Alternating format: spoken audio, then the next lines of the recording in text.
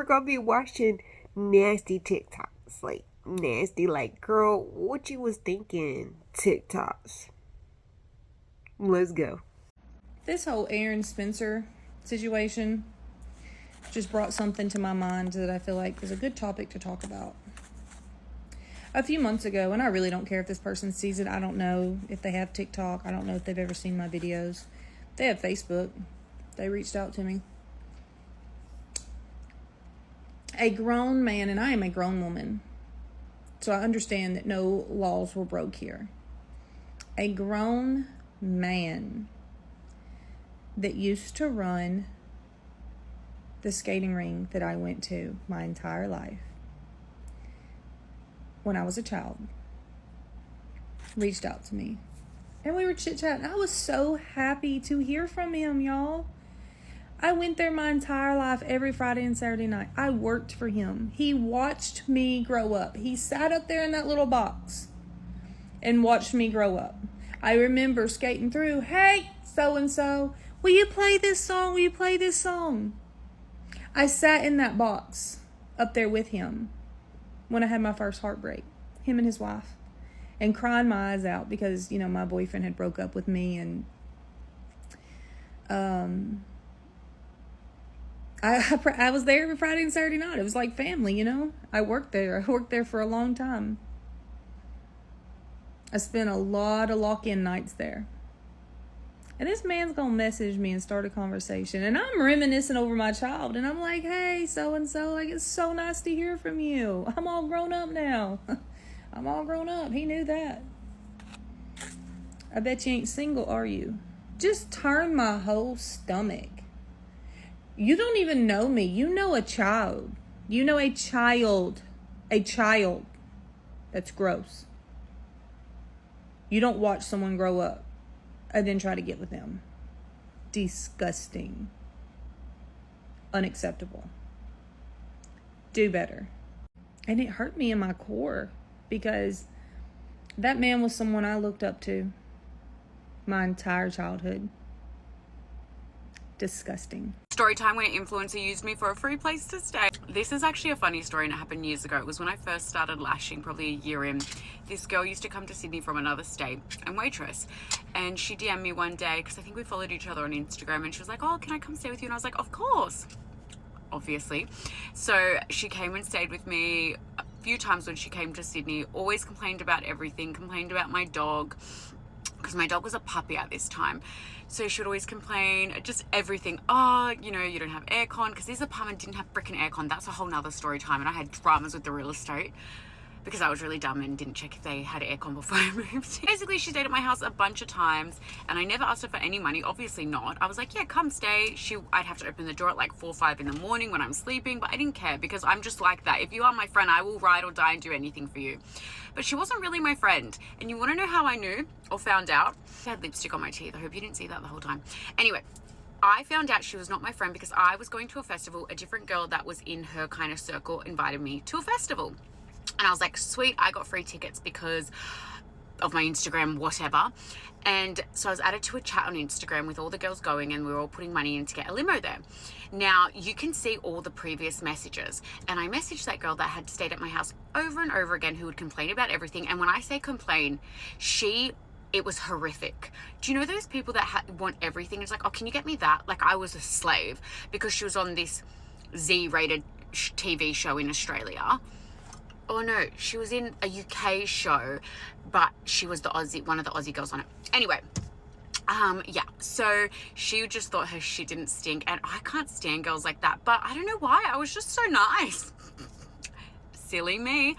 Now I would tell her, get off your fucking ass, you Z-list celebrity, and get it your fucking self. Added to the festival group, and I scrolled up and I saw messages from her saying, yeah, she's coming. And they're like, who? Rosie. She wrote Rosie, and she's like, yeah, she just invited herself. Now, I thought we were friends, and she, like I said, for free stayed at my house multiple times. I would get up at all hours in the morning, but my place was obviously not good enough for her. And I'd get up to work because she'd be in bed all day because she'd waitressed all night. And she said that, like, and I was just like, oh my God. And it was a group full of girls. There's actually girls that are actually kind of big influencers now. One guy I blocked because when I met her, she was the nastiest girl ever.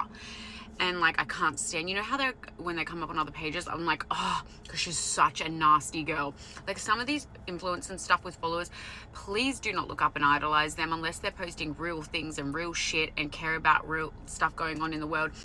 Just be careful, because there are a lot of influencers that are so nasty and they are not as they appear online, and they do not deserve your love or support. So just be careful, because a lot of them are so effed up and nasty as hell, and people you would not want to be around. So don't idolize these people with followers, because for some reason it goes to some people's head and they go cuckoo. But I am a realist. Followers mean nothing. Who you are means everything. So don't forget that. Put a finger down if you're an esthetician that rents a suite in an office building, and for the first 6 months that you had the suite, you didn't have any neighbors. So when somebody finally does move into the suite next to you, you see that it's reflexology. And even though you like getting massages and things like that done, you never patronize their business, because you notice the ladies that work there don't flush the toilet or wash their hands when you see them in the restroom. So you keep your distance. And maybe as like a year and some change go by, you never talk to them. And recently you notice that they haven't been working, like the lights been off. You haven't been seeing anybody go in and out of the suite, and you don't think anything of it. You don't care, because again, they're dirty. They don't wash their hands. So another one of your neighbors comes up to you and she asks like, hey, have you noticed the business next to you has not been there? And you have noticed, but again, you don't care.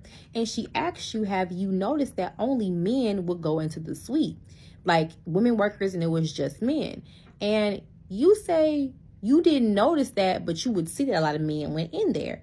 And she asks you, did you remember the day that the police came up to the building? And you did remember that, but you didn't like go see about it because you had work to do, of course. She then proceeds to show you a video of the women getting handcuffed and walked out the building. And then she tells you that they're running an happy ending massage parlor, and now they have a lockout notice on their door, and you realize they won't be back, and you're happy, but you didn't know this whole time that you had a happy ending massage parlor next door to your business. And even the janitor co-signed and said that he would see condom wrappers on the floor when he went and cleaned up. And you realize they're not coming back because you can't pay your rent if you're locked up. Now listen, if you sleep with 40 water bottles beside your bed, or more than one, or even just one, you need to quit right now, because the other night my daughter got sick. She came in my room, I gave her a drink of water, sent her back to bed. She had thrown up in the water bottle. Yeah, she had thrown up in the water bottle. How? I don't know. But the next night I laid down for bed. I didn't know she'd thrown up in it. I roll over, take me a swig of water. It's pitch black. I just assume that there's water in my water bottle. Take me a swig. I swallow her throw up. I start throwing up everywhere. It was literally the most disgusting thing that's ever happened to me. So now I fill up my hydro jug before bed, and then I sit it on my bedside table and use that throughout the night, because there's no way that she's throwing up in this thing. How she even threw up in a water bottle, I have no idea, but it happened, and I'm traumatized. So this is my plea to you, to use your hydro jugs for bed and do not use water bottles. So many of y'all asked what happened in Aldi, and I am finally here to share. This story is completely my fault. It's actually just disgusting and very embarrassing. You know what? My whole life is me embarrassing myself on the internet, so here we go. I just gotten home from a trip and I had no food, so I need to go store. And that morning I woke up with my period, so I was just already in not a great mood. Shopping along in Aldi, no big deal, and all of a sudden, I gotta go. I told y'all this story is embarrassing, okay? If you don't like bodily fluids, I would scroll. I gotta go, so I head into the bathroom, and because I was vlogging, I was just scrolling through my videos that I recorded in Aldi, and out of nowhere, my phone slips and falls into the toilet. Yeah, I dropped my phone in my shit toilet. And I'm fully not kidding. Like, you can laugh, it's funny now, but oh my gosh, at the time, y'all, I started panicking. First off, disgusting. Immediately, I go into fight or flight. I'm like, do I reach my hand and grab it, or do I just leave it? Then I remember the cost of a phone, so I grabbed it.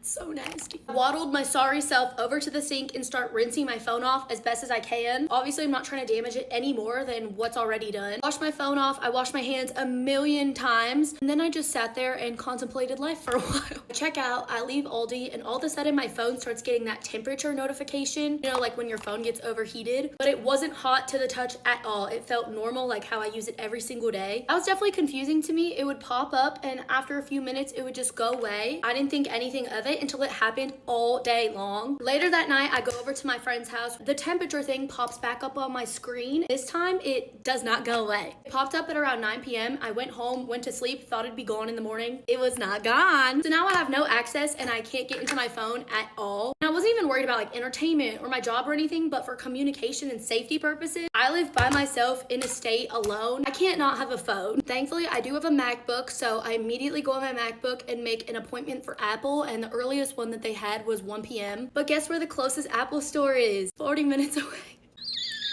And guess who does not know how to get there without maps? This girl!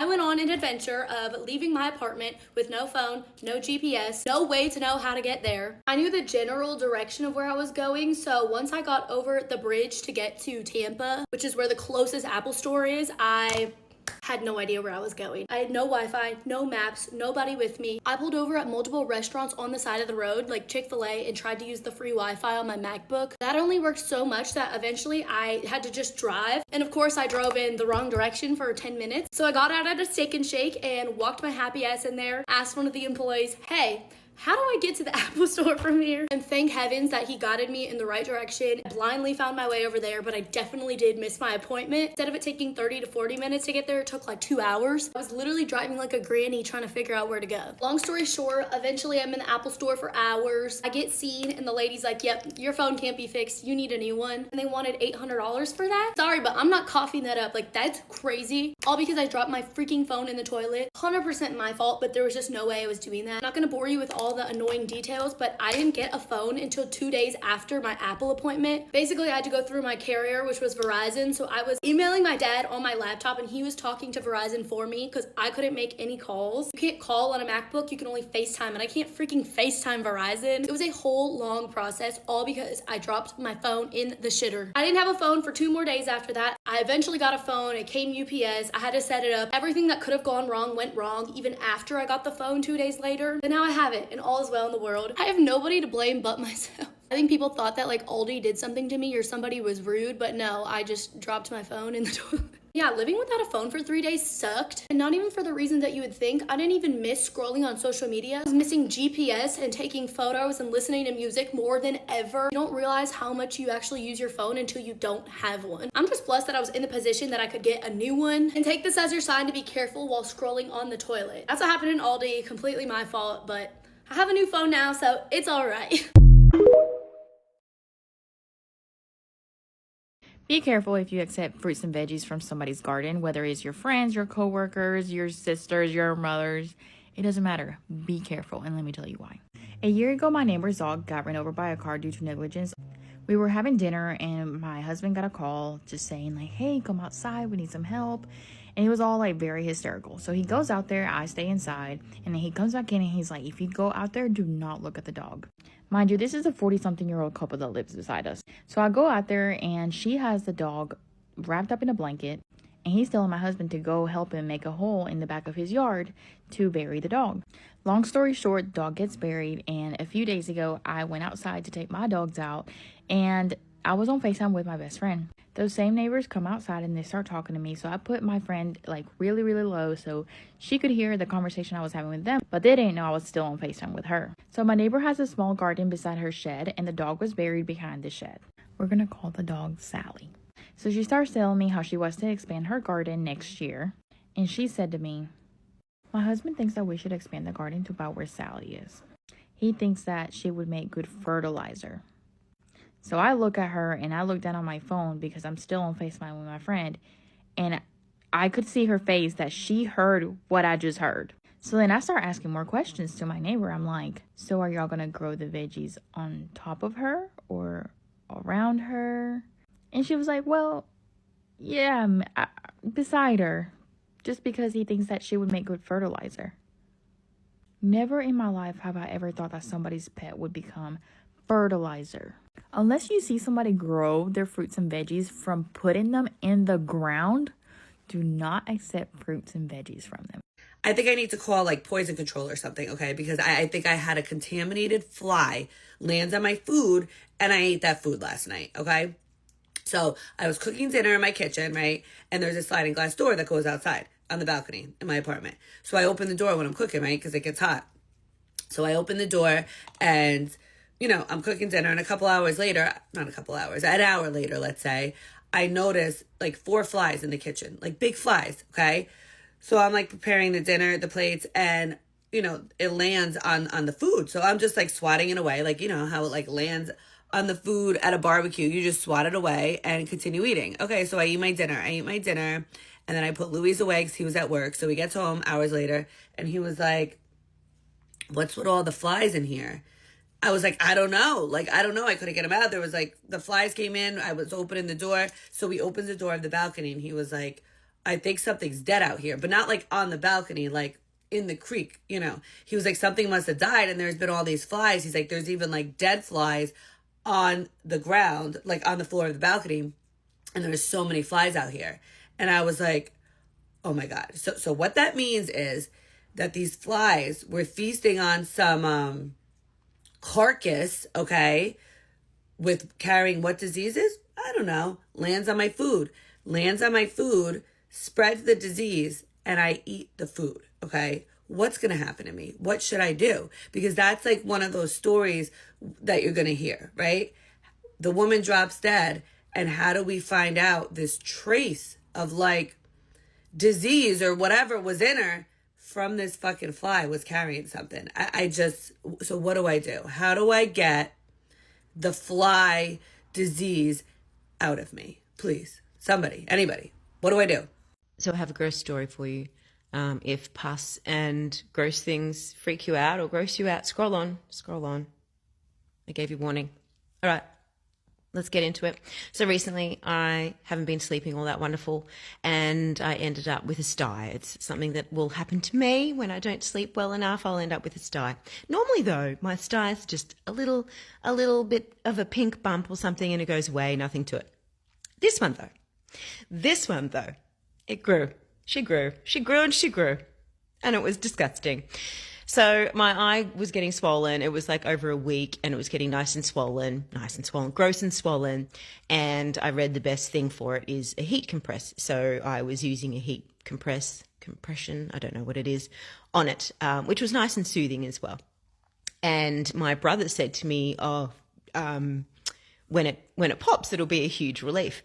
I didn't know that styes pop. I didn't think that styes pop. I thought he was joking. I'm like, yeah, that's disgusting, gross. And that's also something that's never happened to me before. I haven't had a stye, I feel like, in 20 years or something. I don't know. Anyway, so the night that it got really bad, my eyes were swollen and gross, and I'm like, God, do I need to go to the doctors or something? Is this actually a stye? And I was laying in bed on my back, and I had the compressed thingy on my eyeball. And I was trying to fall asleep, and I sort of blinked a little bit, and I felt my eye watering. I thought it was watering, which, it's just normal when you're going to sleep or closing your eyes. Sometimes your eyes might water.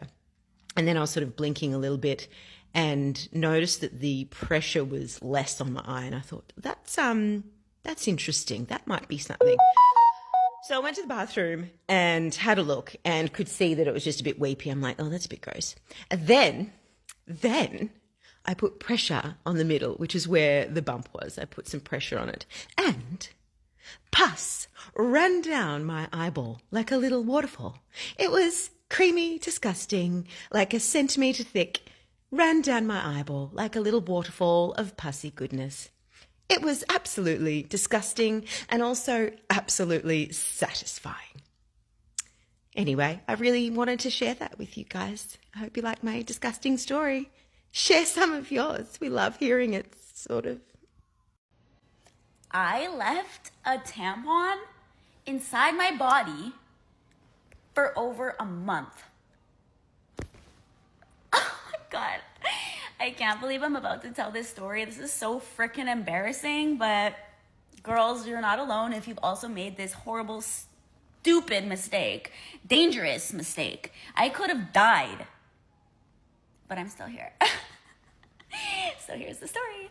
So basically, I have an IUD as birth control. I have a pretty light period. I don't really bleed much. I do not even use tampons or a pad or anything like most of the time. I kind of just like, when you go to the washroom, like a few drops, and it's more like spotting most of the time. Sometimes it's a little bit heavier, but nonetheless, usually it's not. So I'm not like in the habit of always using one, right? So I guess one day I was having a bit of a heavier day. So I decided to use a tampon. I'm gonna add another thing. I always cut the strings off my tampons because I don't like them just dangling around and getting caught in my underwear. So I did that. It's all tucked up and great, right? We're living life. But since I'm not used to being in the habit of putting one and taking one out, right, every day, I guess I forgot I had put one there. Mind you, there was absolutely zero smell, zero pain, zero smell, nothing suspicious. And what I think happened is somebody ventured down there. They didn't notice anything, by the way. Okay. And like, yeah. Somebody ventured down there and maybe it got like pushed up in a way. All right. Still, time goes by and I'm not thinking anything of it, like zero, like nothing is on my mind of worry about this, right? Life is going on. No pain, no smell, and no suspicion. So one day I'm like scoping out the scene myself and I feel like, oh, I think I'm swollen. Like, what is that? And like, I don't know why, but my brain thought it was like the skin inside and I thought I was just swollen, right? I was like, maybe it was a little bit too rowdy, you know? And I'm just a little bit swollen. Like, I really didn't think anything of it. I kept checking on it though, day after day, and the swelling didn't really seem to be going down. Definitely didn't feel like a tampon though. Didn't feel like, you know, the material of a tampon at all. I'm thinking this is my insides and they're inflamed. At some point, time has been passing by and I'm like, this is suspicious. This swelling hasn't gone down. So I start to get paranoid. I'm like, what if I forgot one up there? But I keep checking on it and I'm just like, nah, it doesn't seem like it. I think I'm just paranoid, whatever it is.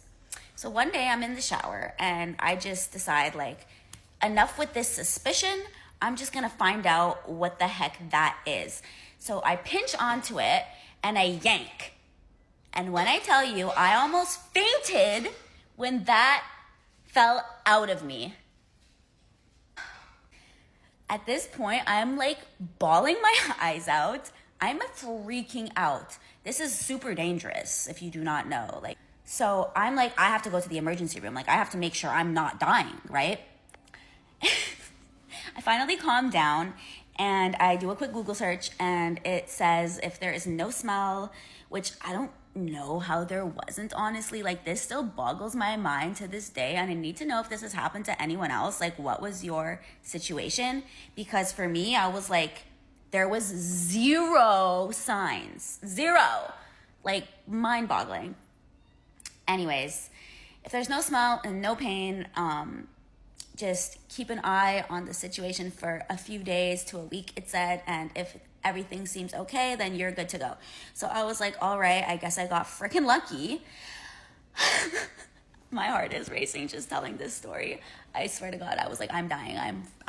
It's over for me. So yeah, I don't know why I'm putting this out there on the internet, but I'm really curious to know if this has happened to anybody else and what was your experience. And also, this is a PSA. Stop cutting the strings off your tampon. Because you might forget. What's up, TikTok? I'm back with another story time. Let's run it back. This one is kind of disgusting, okay? So this story takes place, I was in the 6th grade. I was in Miss Moth class. If you know, you know, right? It was lunchtime. I remember we had like these fake ass beef patties. Like, they were like this big. They had like fake ass grill marks in them. Like, they were grilled, knowing damn well they were just like steamed on top of a pan of hot water.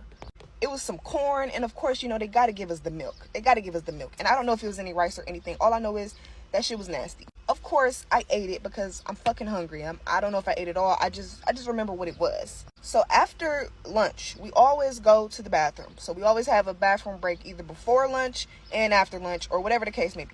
So we walk into the bathroom, everything going cool for me. Now, my stomach did start hurting, but I wasn't really even thinking much of it. I used the bathroom, washed my hands, everything was cool. I go back to stand in line because we have to wait for the other people to get out the bathroom, right? My stomach just kept getting worse. Like, it literally just kept getting worse. Like, I felt so fucking nauseous. And my teacher always told us, like, you know, if you have to go to the bathroom, like, to the point where you don't need to tell nobody, like, just do it. So I was standing behind a trash can, luckily. And I knew, like, yeah, I'm about to, like, throw a puppy. Like, my mouth is watering. I already knew what it was. At this point, I already felt it. So I turn my ass around, and I throw a puppy in that goddamn garbage can, bro. Now, as I'm throwing the puppy, something else is happening. I began to shit my pants at the same time. So my teacher comes over. She's like, oh, Sanaya, you did a good thing. I'm glad you just went to the trash can. Let's get you cleaned up. I said, but I'm not done. I'm not done. She like, I know, baby. I know. Let's just get you to the bathroom so we can clean you up and just in case you got to throw up again. No, I'm not done. I boo-booed on myself. She's like, what? What? They do not get paid enough for that. But anyway, I think I did it one more time. And of course, every time it was coming out of both ends. So she sent me to the classroom. She like, okay, go to the classroom, go call your people because you obviously can't sit here with shit in your pants. So I'm walking down the hallway. It was literally like a movie. You know when the hallway gets like super long, even though you close this shit to the door? That's how it was because my stomach was literally in shambles. I walk into the classroom and of course it's one of the people that's in like ISS or something, just sitting there being fucking bad. I go thinking I'm about to call my motherfucking grandma or my dad. No, I have to do it all over again. So what do? I throw a puppy right next to the teacher's desk while also shitting my pants. So at this point, Miss Moth is like, okay, yeah, you must have food poisoning or something. I don't know. But since there is an incident inside that pants of yours, baby, we're going to have you sit outside. So I'm sitting in the fucking hallway. My peoples live half a world away. They are not even close to the school. I'm sitting like in front of the lockers, like it's the door and then it's like a wall full of lockers. I'm against the lockers and this is the door. I'm just sitting down and guess the fuck what? Every time somebody turned that fucking corner, they said, oh my God, what is that smell? What is that smell? Like literally, they was like, oh my God, y'all 6th graders fucking stink. Y'all fucking stink. Little do they know it was just me. It was just me. I'm sorry. Bro, the fucking office lady came out spraying shit. It ain't nothing you can do, baby. This is gonna linger. Like, I don't know what to say right now. That wasn't even the worst part. The worst part was my crush at the time. The boy I've been crushing on since the 4th grade and I was the 6th grade. He was the one bringing me bags. So he had to smell my shit every time he walked out of the fucking classroom, bro. Anyway, my grandma told me when she entered the hallway, she said as soon as I entered the hallway, I was like, oh my God, what the fuck is going on? And yeah, that's that story. I went home. My dad and my grandma made me drink like electrolyte juices, you know, Gatorades or whatever. Now that I really sit here and think about what the fuck is going on, I for sure had food poisoning. But did that ever turn me off from eating school lunch again? No, I was right back at that bitch. And I'm talking about in it.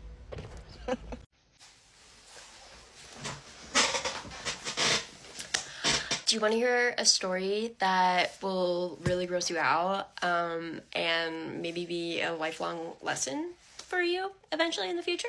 Yeah? Okay, well, sit down. Anyways, so this happened 2 days ago. I am in the process of moving in with my boyfriend. And because of that, I am going through my stuff at my old room at my parents' house. Preface for the story. So I'm cleaning, I go under my bed, I have a whole bunch of like old school notebooks, I have like my coloring books, art supplies, like just an assortment of stuff.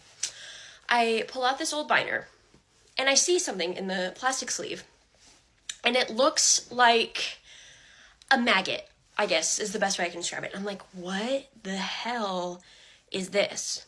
I look at it and it's like in the clear film and I squeeze it and it's moving. It's like squishy. And me being the person I am, I pop it and it just goes.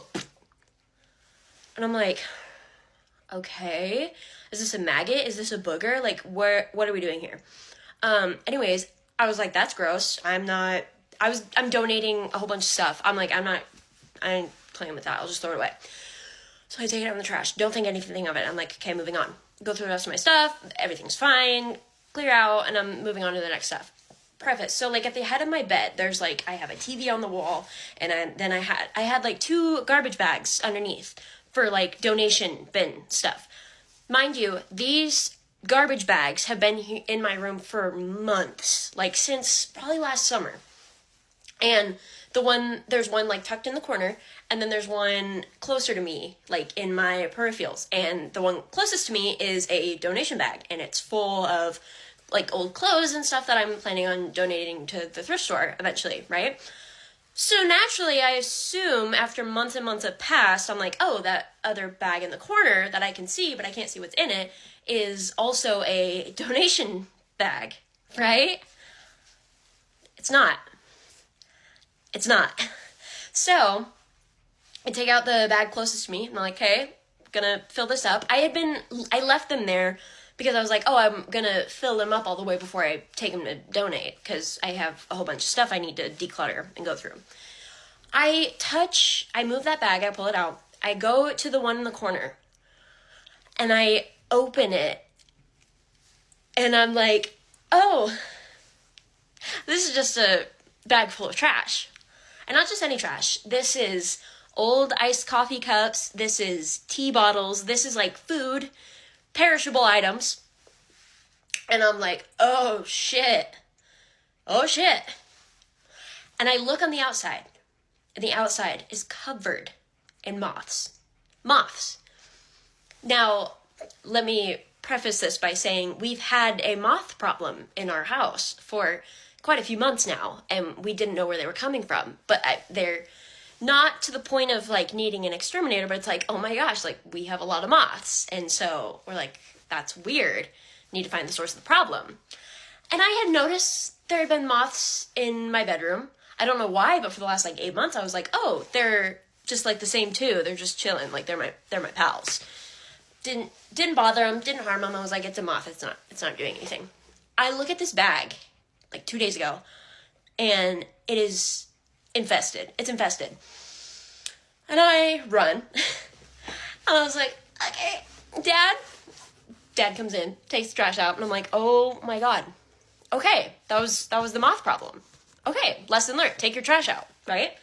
Anyways, so I'm like, okay, that's gross. Moving on. I had a whole bunch on the floor there at the end of my bed. I had a whole bunch of like old like pillows and like a blanket that had like fallen off my bed because, you know, I'm not gonna lie, I'm kind of a slob. And I was like, oh, I better like wash these. I pick up the pillow, and I was like, there's like white, like it almost looks like cotton material. And I'm like, that's weird. That's weird. You know, like what's that from? And I was like, you know, I don't use the pillow. It was right there next to the bag. I'm just going to throw it away. So I throw that away. I throw another pillow away too, because I was like, I don't want to deal with it. My boyfriend for Valentine's Day got me this giant stuffed octopus from Walmart. Like giant, like I'm talking like, anyways. And I was like, okay. And it fell off my bed, and I just never bothered to pick it up. Infested with larvae. Yeah, the maggot things I was talking about, that's moth larva. Look it up. It's not a pretty picture. And I was like, oh my God. I could see the eggs, and then there's literally, I'm not kidding, this motherfucker was crawling like an inchworm on the tag of my stuffed octopus animal. And I was like, okay, I gotta throw it away. I can't handle this anymore. And I was like, God, where else are they? You know, it's been months. Like, they're just breeding in my room. And I had no idea. Thought it was the same 2 moths the entire time. So, unfortunately, I had to throw the octopus away. I told my boyfriend. He was like, lesson learned. Take out the trash, right? Yeah, lesson learned. Go on. I killed probably 20 moths. Full-grown moths in my room. And I thought they were, like, the same 2 the entire time. And I just never bothered. So, that's how my day went the other day. Really gross. I'm glad it was moths and not, you know, earwigs or spiders, because I would be burning my room down. Anyways, just thought that would be a very valuable lesson to you, maybe. Good story time, potentially, to take your fucking trash out. So, Yeah, anyways. What's the grossest thing that ever happened to you? When I was younger, maybe about 14, my family had carpeted stairs, so I used to crawl up them like really fast. Before getting to the top, I spotted one of those peanut M&Ms. I popped it into my mouth, savoring it, waiting for it to melt. It was probably one of the last ones left in the house anyways. For some reason, it feels kind of squishy and leggy. I spit it into my hand, and it was a tick full of blood. Good thing I didn't bite down on it, or else I don't know where I would be today. I'm flying home. Air Canada, worst airline. I have a whole row. I paid $60 for that window seat. Before the plane takes off, some scumbag, some slimeball woman who clearly didn't pay for her seat because she was in the middle, 5 rows back, comes up, sits on the aisle in my row. That wouldn't have been a problem. Go ahead, lady. Nobody wants a middle seat. This is the problem. She immediately takes over the middle seat, puts her jacket there, her water bottle, her phone, her books. Would you not assume if there's an open middle seat, both people get to share it? 20 minutes into my slumber. Not a slumber. No one's ever really sleeping on an airplane. I feel something. Scratching my thigh. What could that be? Her fucking bunion. Her bunion. She took off her shoes and her socks, and she lied down. She lied down in both of the seats. This is illegal. Now I'm being awoke by the feeling of your dry access toe skin scratching my thigh. So guess what I did? Oh, I farted. I farted once every 4 minutes, and not quiet. No, like full, and I would look right at her. And it's quite rude to fart on an airplane. Actually, it's disgusting. But if you want to rub your fucking toenails on my goddamn leg, then you're getting my ass right in the old honker, lady. You hug the 2 seats, you get my anus, and it was bad. I had a lot of balmy sandwiches that day. I had more than one. That's why I'm saying sandwiches. So that's what you're smelling. My balmy ass. I had some seniors in my office hours today, and they were asking about roommates. Because, you know, they're going to go to college soon, and they're going to have to live with these strangers, and they're not sure how it's going to be. So, like, what was your experience? So I told them about one of my freshman roommates. Now, I have a weird quirk with hair. I hate hair that's not on somebody's head. Like, it will make me gag. So communal bathrooms in college were an issue. But not only was that an issue, it's that my roommate also had a lot of hair. And she would stand in the middle of the dorm room on top of a towel after her shower in her undergarments, and she would brush her hair, and she'd go like this and drop it. So one day I see her putting mayonnaise in her hair, wrapping it in a towel, and then going to bed. I was like, what are you doing? Why are you putting mayonnaise in your hair? She's like, I always put mayonnaise in my hair. This is why it's so beautiful. Everyone always compliments me on how beautiful my hair is. It wasn't. It was a naughty, frizzy mess. It was super dull. Anyway, around that same time, my other roommate and I were talking, and we're like, why are we so itchy all the time? Like, we were itchy all the time. We were waking up in the middle of the night to take cold showers because we were so itchy that we couldn't sleep. I went home for the weekend, and I'm like, Mom, can you check me for lice? She's like, you don't have it. I'm like, why am I so itchy? My whole body is itchy. So we had the maintenance people come, and they did like one of those bombs in the room, right, where they like fumigate it, whatever. We thought that there were bugs. It was a really old building. It used to be a hospital or like a mental institution. So we thought there were bugs in the room. That didn't help. We were still itchy. Finally, I insisted. I'm like, you know what? I'm going to do my lice treatment. I bought it. I had my mom give it to me. I slathered coconut oil all over my body. I did whatever we can. Now, this was before the internet. Obviously, we had the internet, but we had like dial-up, you know, this was 2002. Miraculously, I stopped itching after that. Fast forward 5 years, I'm at a wedding. My other roommate is there, we're both bridesmaids. She says, hey, guess what? Maybe 7 years. She's like, remember when we were so itchy in our dorm room and we couldn't figure out what it was? I was like, yeah. She said, Hannah had scabies. Hannah's not her real name. I said, Hannah had what? Hannah had scabies and didn't tell anyone. Not only did she not tell the people in her dorm room, but she didn't tell anyone on the entire floor. The way that this thing could have spread. And that's why she was putting mayonnaise in her hair. Now listen, clearly I'm still upset, but it makes for a great lesson for my seniors. Because communication is important when you have roommates. It is much more embarrassing to spread scabies to the entire floor of 50 girls than it is to just say, hey, I caught this from my nieces over the spring break. So here's your roommate tip. Talk to your roommates. Communicate, and don't get scabies. Let's talk about the grossest thing I've ever cleaned when I was still cleaning houses. So I get a message from this lady, needing me to schedule her in ASAP. It was just going to be the living room, kitchen, and bathroom. It was strange because I lived over an hour away from her. So after the travel fee was included, I knew for a fact she could find someone way cheaper. Now I usually just charge by the room because I hate going and giving estimates before. And 90% of the time that works out well. So when I walk into her house, like, it did not look bad at all. Everything was picked up. As soon as I looked around though, really looked around, it was about 4 inches of dog hair around every corner in the house. But that wasn't even the worst of it. When I walked into her kitchen, I instantly got hit with a smell. And sure enough, the sink had a ton of rotten food dried to the bottom of it. And it looked like she just dumped more food in it right before I got there. I messaged because I asked her the condition of her house and if there was any animals. She didn't tell me about any of this when I gave her the estimate. So she agreed to the no problem. So then I got to pull the garbage can to the sink so I could scrape out all the rotted food. And behind it was about 100 maggots. It was a bag of juicy rotten potatoes. And yes, I did still clean because she had 3 little kids. I was really just hoping she just hit a slump. But after that, I made sure to update my cleaning policy. Oh. What the fuck? This is a new one. 7 years of Luana. It's great. And this is a new one. She says, so my sister eats her eye contacts on purpose, not as a joke, not by accident. Yeah. When she's done with them, instead of tossing them in the bin, she just pops them in her mouth and swallows them like it's nothing. What? I genuinely don't know if she's a chaotic genius or just completely feral. That's fucking disgusting. Feral. And it can't be healthy because I feel like this is either the beginning of a cult, a new health trend. It's not a health trend, babes. No, babes. Or a solid reason to seek professional help. Yeah. Darling, just pop them in the bin. You work in healthcare, you see a lot of nasty things. Like nasty. And I would say most things don't gross nurses out, but one is like sputum. Sputum gets a lot of us. Poop we can handle, vomit we can handle. I thought for me it was just sputum, but I learned that that wasn't the case. So I'm going to tell you the story of the nastiest thing I've ever experienced as a nurse. I had a patient who was constantly getting bloody noses, and we kind of assumed it was because he kept picking his nose. We were waiting for the doctor to get there to assess him. I work on a psych floor. And so it's around breakfast time at this point, and we're waiting for the doctor to come see the patient, and so we're just having him like hold his nose, blah blah blah.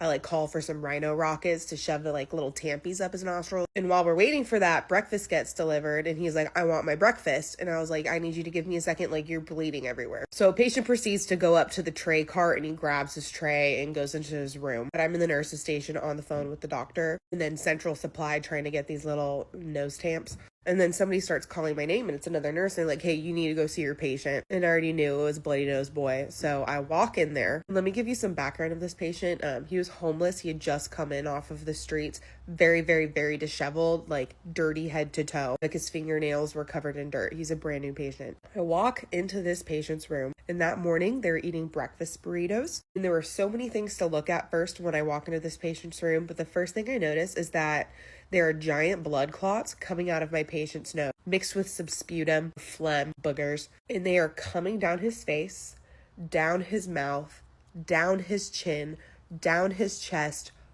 all over his breakfast burrito. I can tell he was touching it because it's all over his fingers, which are touching his breakfast burrito, and takes a bite of the breakfast burrito, covered in his boogers, covered in the blood clots, and just eats it like nothing is going on.